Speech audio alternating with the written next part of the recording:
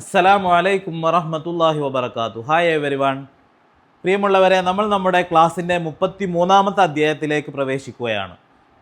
ഇന്ന് നമ്മൾ കഴിഞ്ഞ ചില പാഠങ്ങളുടെ ഒരു വിശദീകരണമായിട്ടുള്ള പാഠമാണ്.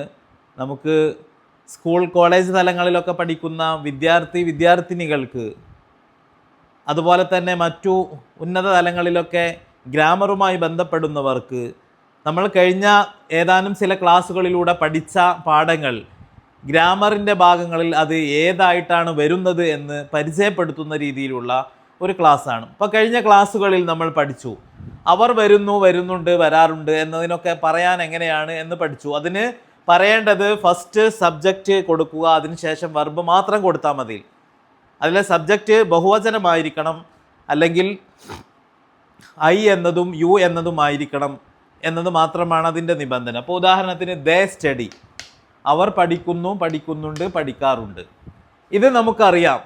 ഇംഗ്ലീഷിൽ മറ്റേത് ഭാഷയിലും എന്ന പോലെ തന്നെ 3 കാലമുണ്ട്: പ്രസൻറ്റ്, പാസ്റ്റ്, ഫ്യൂച്ചർ. പ്രസൻറ്റ് എന്ന് പറഞ്ഞാൽ വർത്തമാനകാലം, നടന്നുകൊണ്ടിരിക്കുന്നത്. ഇപ്പോൾ ഞാൻ ക്ലാസ് എടുക്കുന്നു, ഇപ്പോൾ ഞാൻ ക്ലാസ് എടുക്കുന്നു എന്നുള്ളത് പ്രസൻറ്റാണ്. ഇന്നലെ ഞാൻ ക്ലാസ് എടുത്തു, അപ്പോൾ അത് പാസ്റ്റാണ്, കഴിഞ്ഞ കാലം. ഇനി നാളെ ഞാൻ ക്ലാസ് എടുക്കും, അത് ഫ്യൂച്ചറാണ്. ഇങ്ങനെ 3 കാലങ്ങൾ ഏത് ഭാഷയിലുമുണ്ടല്ലോ. അപ്പോൾ അതിലെ ഓരോ കാലത്തും പ്രസൻറ്റിന് 4 വകഭേദങ്ങളുണ്ട്, പാസ്റ്റിന് 4 വകഭേദങ്ങളുണ്ട്, അതുപോലെ തന്നെ ഫ്യൂച്ചറിനും. അങ്ങനെ 3x4 12 തരത്തിലുള്ള സെൻറ്റൻസുകളെ നമുക്ക് കാണാൻ കഴിയുന്നതാണ്. ഓരോ ടെൻസിലും പ്രസൻറ്റിൽ 4, പാസ്റ്റിൽ 4, ഫ്യൂച്ചറിൽ 4 എന്ന തോതിൽ. അതിലെ പ്രസൻറ്റിലെ ഫസ്റ്റ് വരുന്ന സിമ്പിൾ പ്രസൻറ്റ്, ലളിത വർത്തമാനകാലം, അതാണ് നമ്മൾ ഈ പഠിച്ചത് എന്ന് മാത്രം ഒന്ന് സൂചിപ്പിക്കുകയാണ്. കഴിഞ്ഞ ഏതാനും പാഠങ്ങളിലൂടെ പഠിച്ചത് സിമ്പിൾ പ്രസൻറ്റ് ആയിരുന്നു. പ്രസൻറ്റിലെ ഫസ്റ്റ് ലളിത വർത്തമാനകാലം, സിമ്പിൾ പ്രസൻറ്റ് എന്നുള്ള ആ ഒരു സെൻറ്റൻസാണ് നമ്മൾ പഠിച്ചത്. അതിലാണ് ഫസ്റ്റ് ബഹുവചനം സബ്ജക്റ്റായി വരുമ്പോൾ, അതുപോലെ തന്നെ ഐ യു സബ്ജക്റ്റായി വരുമ്പോഴൊക്കെ ഫസ്റ്റ് ആ സബ്ജക്റ്റ് ഏതോ അത് കൊടുക്കുക, അതിനുശേഷം വെർബിൻ്റെ അടിസ്ഥാന രൂപം മാത്രം കൊടുക്കുക. അർത്ഥം കിട്ടുന്നത് അവർ പഠിക്കുന്നു, പഠിക്കുന്നുണ്ട്, പഠിക്കാറുണ്ട്. ദേ കം എന്നാണെങ്കിൽ അവർ വരുന്നു, വരുന്നുണ്ട്, വരാറുണ്ട്. ദേ ഡു എന്നാണെങ്കിൽ അവർ ചെയ്യുന്നു, ചെയ്യുന്നുണ്ട്, ചെയ്യാറുണ്ട്. അപ്പോൾ അതിൻ്റെ നെഗറ്റീവ്, ആ ആശയത്തെ നെഗറ്റീവ് ആക്കാൻ നമ്മൾ ചെയ്യേണ്ടത് ഫസ്റ്റ് ആ സബ്ജക്റ്റ് കൊടുക്കുക, അതിനുശേഷം ഡോണ്ട് എന്ന് കൊടുക്കുകയാണ് വേണ്ടത്. അതിനുശേഷം വെർബ് ഏതാണെന്നെങ്കിൽ അത് ചേർത്ത് കൊടുക്കുകയും ചെയ്യുക. ദേ ഡോണ്ട് സ്റ്റഡി എന്ന് പറഞ്ഞാൽ അവർ പഠിക്കുന്നില്ല, പഠിക്കാറില്ല. ഈ 2 അർത്ഥമാണ് അതിന് കിട്ടുന്നത്. ഇനി അതിൻ്റെ ചോദ്യമാണ്, അതിൽ നിന്ന് ഡു എന്നുള്ള ഓക്സിലറി, നമുക്കറിയാം ദേ സ്റ്റഡി എന്നുള്ളിടത്തൊരു ഓക്സിലറി പ്രത്യക്ഷത്തിലില്ല. പക്ഷേ സിമ്പിൾ പ്രസൻറ്റിൽ ബഹുവചനം സബ്ജക്റ്റായി വരുമ്പോൾ ഐ യു എന്നിവ സബ്ജക്റ്റായി വരുമ്പോഴുള്ള ഓക്സിലറി ഡു എന്നാണ്. അപ്പോൾ ഈ ചോദ്യം ചോദിക്കുന്നതിനും നെഗറ്റീവ് സെൻറ്റൻസ് ആക്കുന്നതിനുമൊക്കെ ഈ ഓക്സിലറിയുടെ ആവശ്യമുണ്ട്. കാര്യം നെഗറ്റീവ് സെൻറ്റൻസ് ആക്കാൻ ആ ഓക്സിലറിയുടെ കൂടെ നോട്ട് ചേർക്കണം, എന്നിട്ട് മധ്യത്തിൽ ചേർത്താൽ അത് നോർമൽ നെഗറ്റീവ് സെൻറ്റൻസ് ആവും. അതേസമയം ക്വസ്റ്റ്യൻ ഉണ്ടാക്കാൻ നോട്ടൊന്നും ചേർക്കാതെ തന്നെ പോസിറ്റീവ് ക്വസ്റ്റ്യൻ ആണെങ്കിൽ, ഇപ്പോൾ ഉദാഹരണത്തിന് ചെയ്യുന്നോ, ചെയ്യുന്നുണ്ടോ എന്നുള്ള ചോദ്യം ചോദിക്കാനാണെങ്കിൽ അതിൻ്റെ ഓക്സിലറിയെ മാത്രം എടുത്തിട്ട് ആദ്യം വെക്കണം. അതാണ് ഡു ദേ സ്റ്റഡി. ഇപ്പോൾ ദേ സ്റ്റഡി എന്നുള്ളതിൽ ഫസ്റ്റ് ഒരു ഡു വെച്ചു. ഡു ദേ സ്റ്റഡി, അവർ പഠിക്കുന്നോ. ഡു ദേ കം, അവർ വരുന്നോ.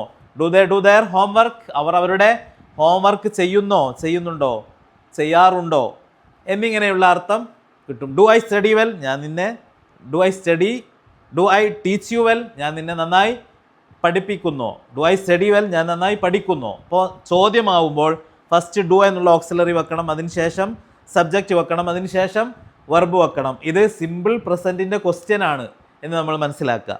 നമ്മൾ കഴിഞ്ഞ പാഠങ്ങളിലൂടെ ഇത് വിശദമായി പഠിച്ചതാണ്. അതിൻ്റെ ഗ്രാമർ വശം ഒന്ന് വിശദീകരിക്കുക എന്നതാണ് ഈ പാഠത്തിൻ്റെ ലക്ഷ്യം. അതുപോലെ തന്നെ അതിൻ്റെ നെഗറ്റീവ് ക്വസ്റ്റ്യൻ ആക്കണമെന്നുണ്ടെങ്കിൽ മറ്റൊന്നും ചെയ്യാനില്ല. നേരത്തെ പറഞ്ഞ ഡു ദേ സ്റ്റഡി എന്നതിൽ ഡു എന്നതിൻ്റെ കൂടെ നോട്ടും കൂടെ ചേർത്തിട്ട് ഡോണ്ട് എന്നാക്കി. ഡോണ്ട് എന്ന് ഫസ്റ്റ് വെക്കുക. ഡോണ്ട് ദേ സ്റ്റഡി, അവർ പഠിക്കുന്നില്ലേ, പഠിക്കാറില്ലേ. ഡോണ്ട് ട്രെയിൻസ് സ്റ്റോപ്പ് ഹിയർ, ട്രെയിനുകൾ ഇവിടെ നിർത്തുന്നില്ലേ, നിർത്താറില്ലേ. ബഹുവചനം ഏതാണെങ്കിലും ഡോണ്ട് കഴിഞ്ഞ് ഏത് ബഹുവചനമാണെങ്കിലും ഇവിടെ ഇതേ ക്രമമാണ് വെക്കേണ്ടത്. അതായത് ഫസ്റ്റ് ഡോണ്ട്, അതിനുശേഷം ബഹുവചനം സബ്ജക്റ്റ്, അല്ലെങ്കിൽ ഐ ആണെങ്കിലും യു ആണെങ്കിലും അങ്ങനെ തന്നെയാണ് പിന്നെ വെർബ്. ഇതാണ് ഈ ഘടനയിൽ നമുക്ക് ആവശ്യമായി വരുന്നത്. Don't train stop here, don't trains എന്നാണ്. ട്രെയിൻ ഒന്നാണെങ്കിൽ ഡസിൻ്റെ എന്ന് വരും. അപ്പോൾ ബഹുവചനമാകുമ്പോൾ ഡോണ്ട് ട്രെയിൻസ് സ്റ്റോപ്പ് ഹിയർ, ട്രെയിനുകൾ ഇവിടെ നിർത്താറില്ലേ. ഇങ്ങനെയാണ് അതിനെ നമ്മൾ ചോദിക്കുന്നത്. ഇനി നമുക്ക് മനസ്സിലാക്കാൻ കഴിയും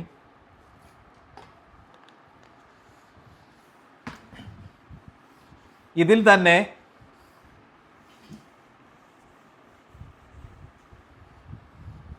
സബ്ജക്റ്റ് ഏകവചനമായി വരികയാണെങ്കിൽ, ഐ യു ഒഴികെയുള്ള ഏകവചനമായി വരികയാണെങ്കിൽ ഈ സിമ്പിൾ പ്രസൻറ്റിന് ചെറിയൊരു വ്യത്യാസമുണ്ട്. അതൊക്കെ നമ്മൾ വിശദമായി വേറെ വെവ്വേറെ പാഠങ്ങളിലൂടെയാണ് പഠിച്ചിട്ടുള്ളത്.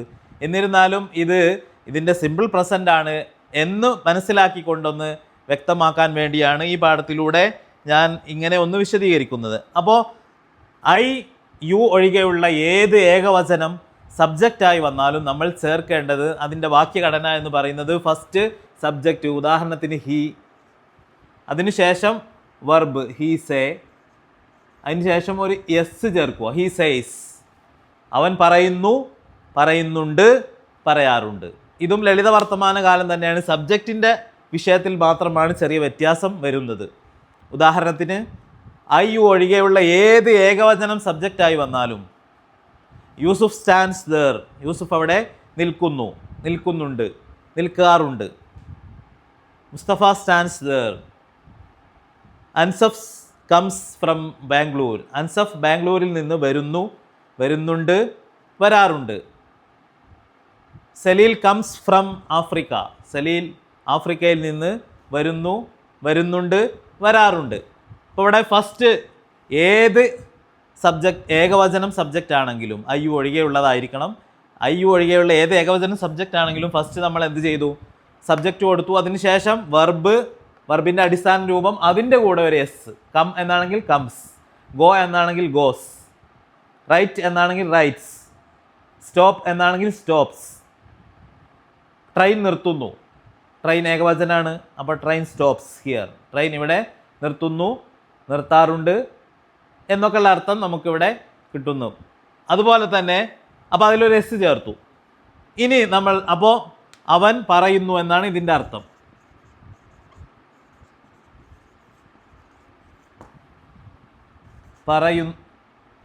പറയുന്നുണ്ട്, പറയാറുണ്ട്.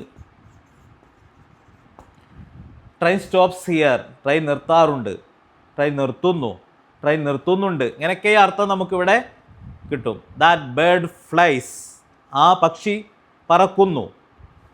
ഇനി നമ്മൾ ഇതിൻ്റെ നെഗറ്റീവ്, പറക്കുന്നില്ല അല്ലെങ്കിൽ നിർത്തുന്നില്ല, അവൻ പറയുന്നില്ല എന്നാണ് നമുക്ക് കിട്ടേണ്ടത് എങ്കിൽ അതിൻ്റെ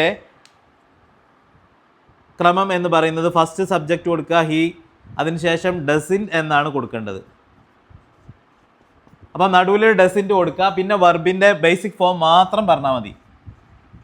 he doesn't say, he doesn't say, അവൻ പറയുന്നില്ല. പിന്നെ വെർബിൻ്റെ ശേഷം ഒരു എസ് വേണ്ട ആവശ്യമില്ല നെഗറ്റീവിൽ. അപ്പോൾ ഹി ഡസിൻ സേ, അവൻ പറയുന്നില്ല.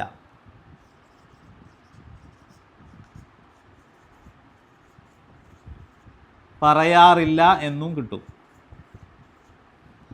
അതിനുശേഷം നമുക്കിതിനെ ചോദ്യമാക്കണമെങ്കിൽ ഫസ്റ്റ് ഹി സൈസ്, ഇതിൻ്റെ ചോദ്യം വരുന്ന സമയത്ത് ഫസ്റ്റ് ഒരു ഡസ് എന്നുള്ള ഓക്സിലറി ആദ്യം കൊടുക്കണം. ഡസ് ഹി സേ, അവൻ പറയുന്നോ, പറയുന്നുണ്ടോ, പറയാറുണ്ടോ എന്നുള്ള അർത്ഥമാണ് കിട്ടിയതിന്.